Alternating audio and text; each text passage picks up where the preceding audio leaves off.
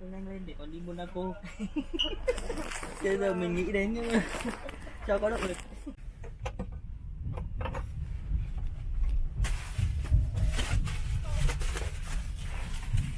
Mọi người vào chưa vậy?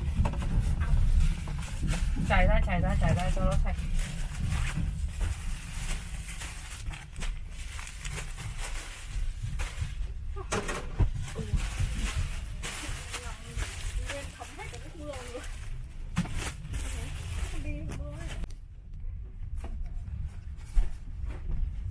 Chủ thế.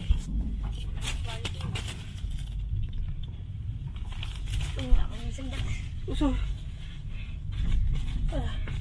Sao rồi? Cuối cùng cũng để được ngồi. Ngủ quên cái cảm nhận. Cái gì đấy ạ? Coi như bia. Nằm được rồi. Đi du lịch thôi. Bia có Châu ơi có nhà vệ sinh không? Có ở ngoài.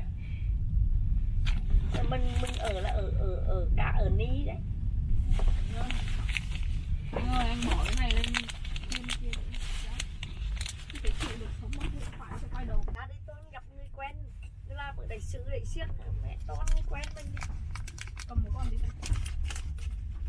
Có cái chị mà đang làm thanh tạm ở đại sứ quán đấy là Người hiền hậu thế.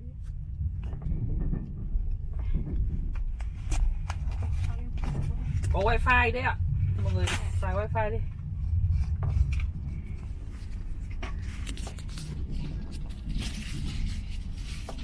Chúng ta làm cũng ấy phết, làm cũng thoải mái phết đấy.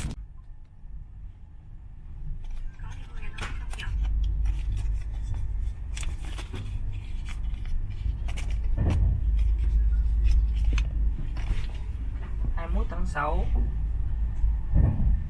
GD biểu diễn ở Mỹ Đình. GD à? Đúng GD. mình VPBank mời. Ôi, một đống tiền đấy. VPBank nó vừa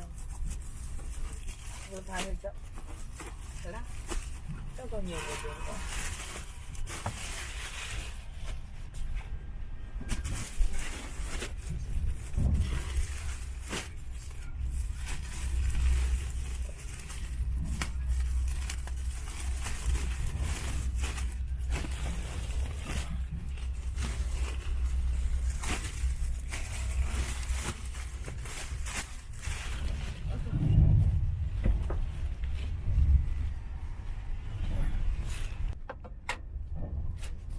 Cho chia cho mày wifi này.